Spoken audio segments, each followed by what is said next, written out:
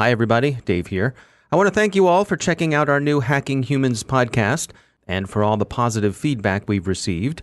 This is the last episode of Hacking Humans that will be included in the CyberWire podcast feed. So please subscribe to Hacking Humans in your podcast listening app. Go ahead and do it now so you don't miss out on any episodes. And please leave us a review on iTunes.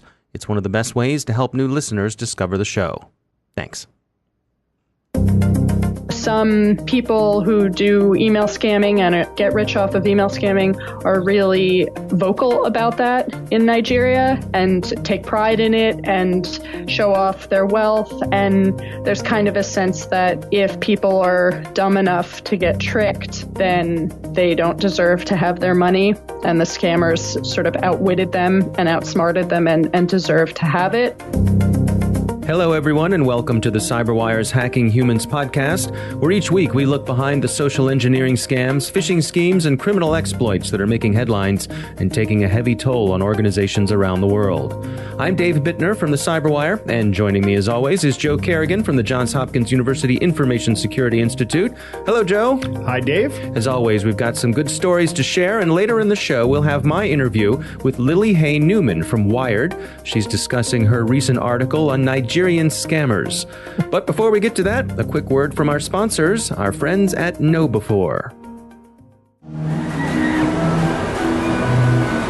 Step right up and take a chance. Yes, you there. Give it a try and win one for your little friend there. Which were the most plausible subject lines in phishing emails? Don't be shy.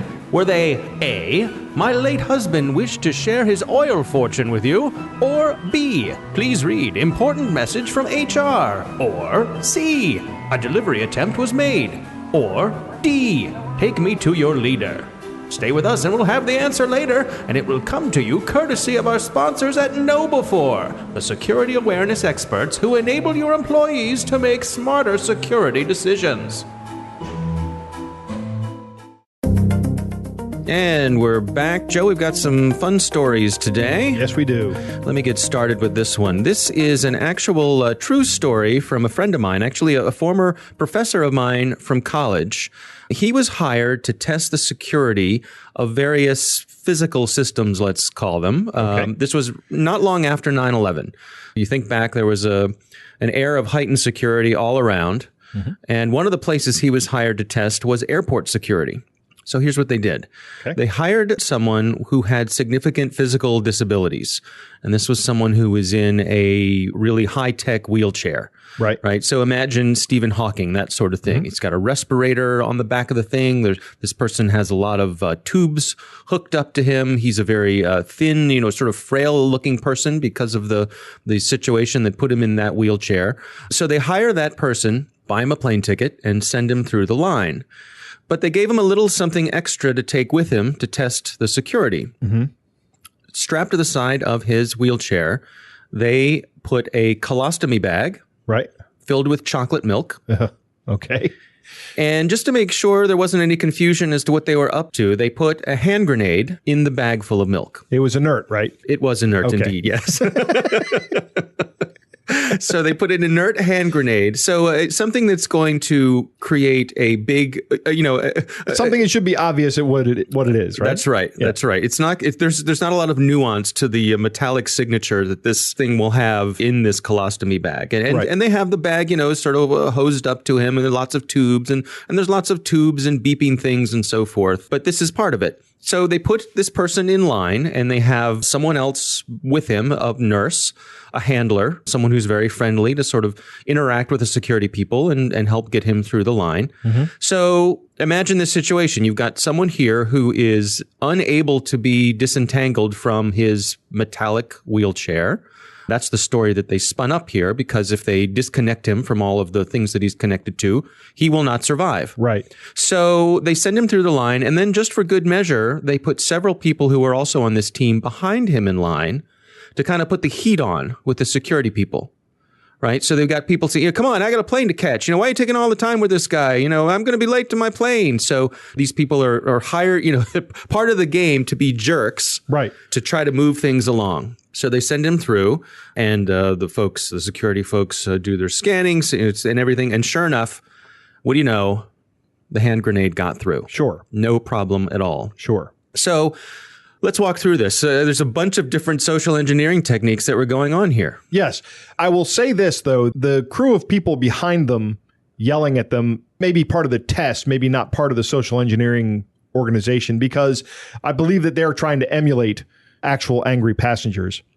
Yeah, well, I think the social engineering component of that is you're trying to put more pressure on the people whose job it is to test these things. That's right. You want to get them to hurry it along. Right. The bigger part of this social engineering piece is that here's a frail guy who has already been through a lot of stuff. Let's not hassle this guy anymore than we need to. What are the odds that this person is up to no good? Right. So you've got that coming into play. So there's social engineering there of saying, this person probably is not going to cause any trouble. So let's give him a cursory check. He has this wonderful person with him, this nurse. What are the odds that we have a problem here? Right. But of course, the test was to see how easy it could be to get something through here. And this is the kind of thing where if some bad guys wanted to get something onto a plane, well, this worked. Who's going to want to touch a colostomy bag? Right. Right. So you're dealing with a yuck factor. Right. Exactly. So you've got sympathies, right? People have a natural, they don't want to put this person through any further indignities. Yep. You've got the yuck factor, like you're talking about. And then you've got the pressure factor behind you of people yelling at you. And all that makes for something that pushes essentially a weapon through the security process. Right. And made it through without a hitch. Right. So an interesting lesson there, a little different from some of our cyber stories, but certainly an interesting exercise of lots of combined social engineering techniques. Yep. And these folks were successful. I would consider that a physical penetration test. Yep, absolutely. All right. So what do you got for us this week? So I have something on one of my favorite topics, Dave, and that's passwords and breaking them. Okay. And it seems that the norm is that password use and password choosing, I guess you could say, is risky and lazy at best. Right. We reuse passwords, period. Right. We're reusing passwords, or we're slightly modifying a password and then reusing that. Right. So some researchers at Virginia Tech have published a paper back in March of this year called The Next Domino to Fall, an empirical analysis of user passwords across online services. And they document their password analysis. And what they did was Virginia Tech researchers showed that more than 16 million password pairs can be cracked with just 10 guesses. So if I know who you are, and by password pair, they mean username and password. Right. So if I know your username, like let's say in a breach that's happened, I get your email address. Well, chances are you will use that email address across multiple sites. Sure. So if I see the same email address and I know that you reuse passwords, or I think that you reuse passwords, and you do reuse passwords, or you slightly modify them and then reuse them, then I can guess your password in less than 10 guesses. That's what these researchers are saying. Wow. What stood out for me in the paper, one of the points that stood out for me was they collected 497 million passwords that were hashed, and they were just hashed. They weren't salted. They were just plain hashes. But they broke 460 million of them in a week. Wow. That's 92% of 500 million passwords they cracked in a week. Okay. So that alone speaks volumes to the problem. Right. The study was demonstrating the social engineering that's involved in understanding that people reuse the passwords or just slightly modify them. Virginia Tech then provided the data set anonymized to Dashlane, and Dashlane researchers noticed the prevalence of something called password walking, which is the practice of using letter and number combinations that are next to each other on the keyboard. So, you think of 1, 2, 3, 4, 5, 6 or QWERTY, right, but QWERTY, yeah. Right. You don't really think of 1QSZ, XS, W2, because if you look at that as a password string, you're going to say, hey, that looks kind of normal. But if you look at a QWERTY keyboard and just go down the first column and back up the second column, there's your password. I see. Right. And Dashlane noticed a prevalence of that as well. Interesting. Also, lots of people use brand names as well as the names of cultural and musical icons in the report. So like Pokemon and Metallica and Star Wars were in there. These are remarkably easy to guess. They fall very quickly just to a basic dictionary attack because the word Metallica is going to be in every single password dictionary. Right. Some passwords were obviously created out of frustration. They noticed the use of some profanity in these things. Of course. Naughty words and phrases. Right, exactly. The research noted that it's difficult for people to remember passwords for each of their 150 plus online accounts and then plus their business accounts and everything. And the solution that most people arrive at is they're just going to reuse or modify passwords And that's an untenable situation. Right, right. For example, I can see, someone decides that they want to use the word hedgehog as their password. Right. And then they'll use hedgehog Facebook to log into Facebook, and hedgehog Twitter to log into Twitter, and hedgehog Bank of America to log into Bank of America. Well, those are all going to get cracked probably in under 10 guesses. Well, if I get one of them, it doesn't take a rocket scientist to figure out what the pattern might be for other login places, right? Yeah, if I break your Twitter password and find out that it's Hedgehog Twitter, then I'm going to guess. The first guess for Facebook is Hedgehog Facebook. Right. Right. So this harkens back to one of my points of evangelism that I say over and over and over again, and that is use a password manager. And use a password manager and set all of your passwords to random 20-character passwords at a minimum. And I've gone over this before, and I say this at every talk I give. You don't just go in with the monumental task of going in and changing all your passwords. You just start using a password manager. And over time, as you start logging into sites, you look and see if it's in your password manager. If it isn't in your password manager, you add it to your password manager and you change the password the next time you log in. Right. Just start modifying it as you use it. And this will have the effect of the websites that you use most frequently, which are probably the most important to you, will get changed first. And the websites that are least important to you, that you don't use that often, will get changed later down the road. So it automatically prioritizes this for you. And in effect, it'll bulletproof you from these sort of social engineering attacks. Well, it'll bulletproof you from the social engineering attacks. That's right. They won't be able to use that because you'll be just using some random set of characters, numbers, letters, and uppercase, lowercase, all that. But you're still going to be vulnerable to a brute force attack. But it's still going to be very, very hard to randomly guess a 20-character password, even with an MD5 hash, which is a very fast and very weak hash for password security. So I guess you sort of shifted to that scenario we joke about, where if you and I are being chased by a bear, I don't have to outrun the bear. I just have to outrun you. Right. So if the bad guys will go after the weak passwords first, presumably. That's right. They'll pick off the little weak, sick ones. Right. Exactly. All right, Joe, it's a good one. Protect yourself from those social engineering attacks. Password managers, random long strings. Yep. All right, Joe, it's time for our catch of the day. This week's catch of the day comes from friend of the show, Graham Cluley. He had something he put up on Twitter. He said, "Sheesh, my dumb email filter shoved this email from JP Morgan in my spam folder. Imagine if I hadn't spotted it, I could have missed out on millions." I'm going to read the email here. I was really tempted to read Graham's part with a British accent because, of course, Graham is. Right. Yeah, and he loves it when I do that. So, but I resist. So here's the letter. Dear Sir or Madam, I am the operational manager in account management section in charge of credit and foreign bills of JP Morgan Chase Bank here in USA. I helped a customer purchase security bonds worth $6,500,000 in the capital market. The customer dies in an accident in testate with no one to succeed his estate. Been the one that handled his financial affair for the last 8 years. The private firm where the funds is presently lodged after I liquidated the security bonds from the various investment is simply waiting for me to present the next of kin. I am prepared to place you in a position to instruct the bank to release the deposit to you. Please use my private email account to contact me if the proposal is of interest to you. Regards, Mr. David Kent, JP Morgan Chase Bank, USA, Borough of New York City. Graham, you're going to be rich. he's gonna, yeah. What are you going to do with all that money, Graham? I hope he shares it with his friends here in the USA.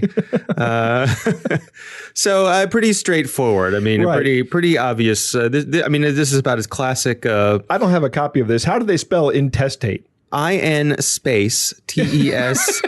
TATE. Because I thought they might have spelled it as more than one word because it is one word. Ah, okay. Meaning without a will. Oh, all right. Yeah. So, about as straightforward as a Nigerian email scam is without actually talking about a Nigerian prince. So, right. It's coming from a very reputable source, JP Morgan Chase, right? That's right. You've heard of JP Morgan Chase. Absolutely. You've never heard of some guy in Nigeria who claims to be a prince. And if anybody was going to have $6.5 million sitting in the bank, they'd keep it at JP Morgan Chase. It would be JP Morgan Chase. Right.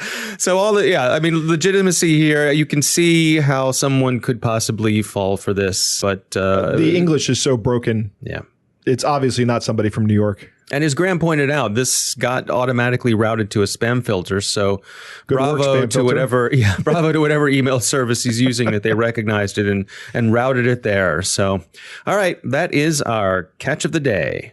All right, coming up next, we'll have my interview with Lily Hey Newman from Wired. But first, a message from our friends at KnowBe4. And what about the biggest, tastiest piece of fish bait out there? If you said A, my late husband wished to share his oil fortune with you, you've just swallowed a Nigerian prince scam, but most people don't. If you chose door B, please read important message from HR. Well, you're getting warmer, but that one was only number 10 on the list. But pat yourself on the back if you picked C, a delivery attempt was made. That one, according to the experts at KnowBe4, was the #1 come-on for spam email in the first quarter of 2018. What's that? You picked D, take me to your leader? No, sorry, that's what space aliens say. But it's unlikely you'll need that one unless you're doing the Day the Earth Stood Still at a local dinner theater. If you want to stay on top of phishing's twists and turns, the new school security awareness training from our sponsors at KnowBe4 can help. That's knowbe4.com/fish test. Joe, earlier this week, I had the opportunity to speak with Lily Hey Newman. She's the security staff writer at Wired, and she recently authored a story for them, and it was titled, "Nigerian Email Scammers Are More Effective Than Ever." Here's my conversation with Lily Hey Newman. I think for a lot of us who've been at this for a while, who've been around throughout the years from the beginnings of email, the Nigerian prince scam was probably one of the first scams that we may have seen, certainly related to email. Can you take us through the history and evolution of these scams coming from Nigeria? They are very classic and kind of embedded in popular culture, mainstream thought, I feel. People reference the Nigerian prince scam kind of all the time, just casually. Basically, the scams are very consistent and they noticeably have not evolved that much. They definitely have in some ways, and some of the techniques are improved or changed or updated. But what's most impressive about them, I find, is that they're really based off of very simple confidence man hustle that dates back even farther than email, truly the classic schemes that are sort of feeding on urgency, feeding on compelling story, a simple story, not too many details, and just going after a big population, and you only need a few people to get tricked. So all of it is very classic, very sort of elegant, simple premise. Obviously, the Nigerian prince scam itself, which now I think most people would be wise to that specific one because it is so well known, is a foreign royal or, someone who claims to have some sort of like royal mystique or status in their community or their country, reaches out and says, hey, I'm trying to move a lot of money out of my country. If you'll pay to help me do a wire transfer, you'll give me some money so that I can then move a lot of money. That would really help me because I'm in a bad situation or something like that. And so it's just that simple idea of it's sort of a celebrity or someone important asking you for help, and you don't have to do very much, maybe doesn't raise alarms that it would be sort of all your money or something like that. It's just sort of a good amount of money, and you really want to help and you really want to do something quickly, and then you're going to have the promise of all this money back. So all the scams kind of work that way. They just don't necessarily use that hook of like a foreign royal person or important person, but they're all just operating on this premise of sort of give a little, get a lot. And one of the things you pointed out in your story was how they're targeting small businesses. Right. So I would say that that's the biggest change in the past few years. This concept of business email compromise has really grown. And there's always been, businesses have money. People have always been trying to steal the money. It's not that much of a technological innovation or something. It's just that these types of scams, the scammers realized, we can do a lot of the same stuff and just sort of tailor it to business, and it'll be effective there too. And the money could be even greater. And one of the smartest things they do is they'll tailor emails to appear to be a real vendor or someone that a business really could conceivably contract with, and just send a professional looking invoice. They try to map out who in an organization is the right person to send this email to, or they'll send, 5 of them or something, trying to find the people who handle financials within the company. And again, an invoice that looks pretty legit and is asking for, the company to pay a reasonable amount of money, like this person would approve every day. Yeah, it's the same urgency of, well, this is what I'm supposed to do. I pay bills all the time. And if we don't pay the bill, the company gets in trouble. So, of course, I would pay the bill. But instead, you're actually wiring money into the scammer's hands. Yeah, one of the interesting points you made in the article was that these folks aren't technically sophisticated, but they have a tremendous amount of patience. Yeah, there's a lot of patience. There's a lot of faith in the hustle, basically, that if they work hard enough on refining it and if they cast a wide enough net, that they will get some people to pay out, that they will trick some people. So there's really sort of a maturity to, the concept that there's a lot of restraint and just sort of, it'll work. We just keep doing what we're doing. And then the other interesting thing about the scammers is that many of them come out of these Nigerian sort of crime syndicates, sometimes called confraternities, that are sort of mafia-like gangs. There's a whole cultural growth out of these groups. There's a whole lifestyle that's part of it. Some people who do email scamming and get rich off of email scamming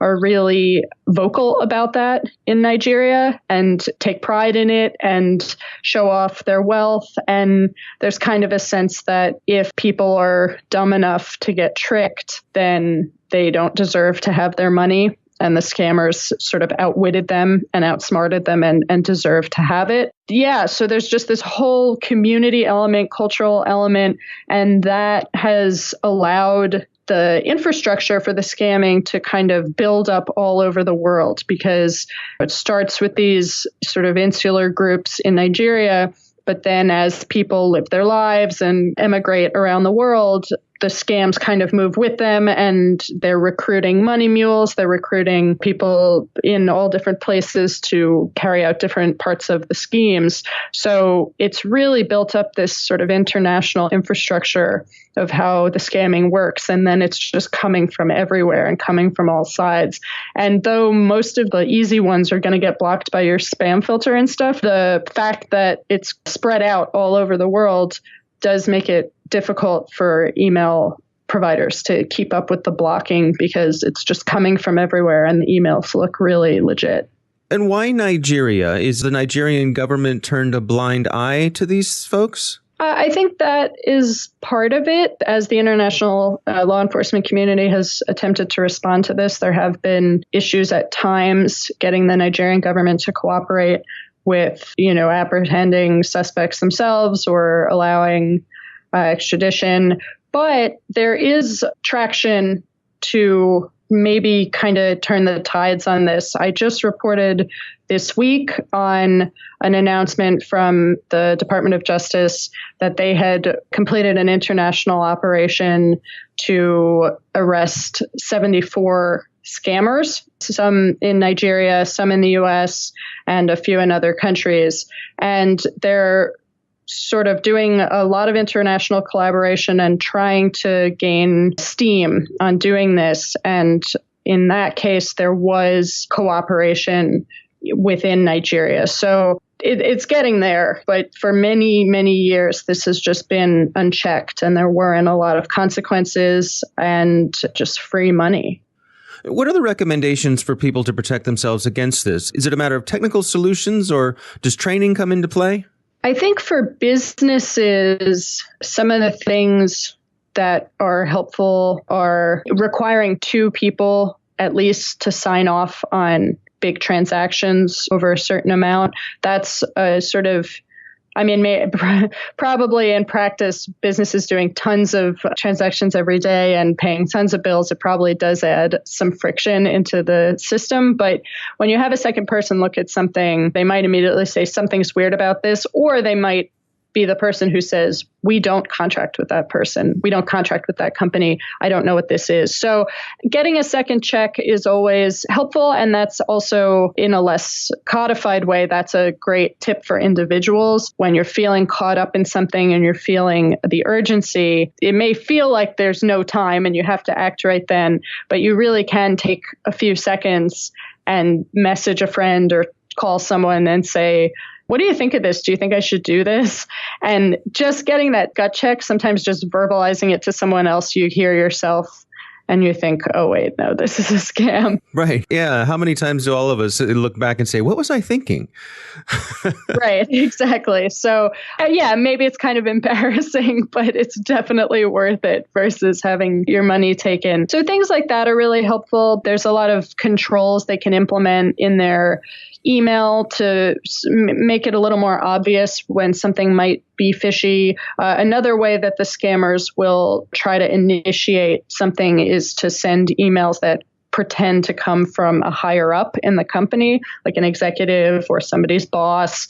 And generally they're using email addresses or, email domains that look like the company email address, but they're actually a little bit different in some way because the scammer doesn't actually control the real email. What you can do in that case is businesses can implement controls on their email so that any address that isn't from internal within the company just gets a little flag that it's not internal. And most of the time when you're emailing with a vendor or something, that they're not part of the company, so that is fine. But and you just ignore it. But if something's flagged from, and it looks like it's from your boss, that can tip you off, that maybe something's weird there. But it gets tough because if a scammer or a phisher can compromise a real email address, like if they can guess a password or something, or someone used a reused password that was exposed in a leak and it's online or something like that, sometimes they could be sending the emails from a legitimate address and that protection wouldn't apply. So it gets really hairy, but there are steps people can take to at least help and kind of minimize the risk as much as possible. All right. Interesting stuff, huh? I thought that was a great interview. One of my takeaways from this is that these guys in Nigeria seem to live by the adage, or principle rather, never hesitate to separate a fool from his money, right? And that's perfectly fine. Right. You asked him for the money, he sent it to you. It's an interesting, I guess, moral construct, It is. It's not my moral failing for taking the money from you. It's your failing for being gullible enough to give it to me. Right. And I kind of disagree with that. Sure. I don't kind of disagree with that. I totally disagree with that. Yeah. But they do have a different moral construct, it seems. Yeah, absolutely. I also really liked her advice of talking it over with somebody. She called it a gut check. I think that's great. When you start saying something that you're thinking and it sounds stupid, and this happens to me a lot, right? Like I'll be talking to someone and I'll be saying something. I'll go, wait a minute, this is just a terrible idea, right? Right. And it doesn't have to be with anything like this. It could be like with our plans for the day. It could be something as simple as that. And just the fact of dumping that out of your mouth and saying it to somebody can let you know, by hearing yourself say something, that just lets you know that this is a profoundly bad idea. Right. All right, well, that is our podcast. Thanks for listening. And a final word about KnowBe4, who sponsored our show. They've got new school security awareness training, and their platform is user-friendly and intuitive. It scales from 50 to 500,000 users and was built for busy IT pros that have 16 other fires to put out. Try their free phishing test at knowbe4.com/fishtest. That's knowbe4.com/fishtest. Thanks to the Johns Hopkins University Information Security Institute for their participation. You can learn more at isi.jhu.edu.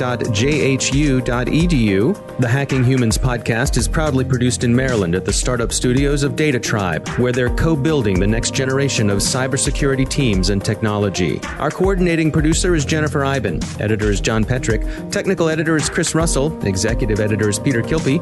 I'm Dave Bittner. And I'm Joe Kerrigan. Thanks for listening.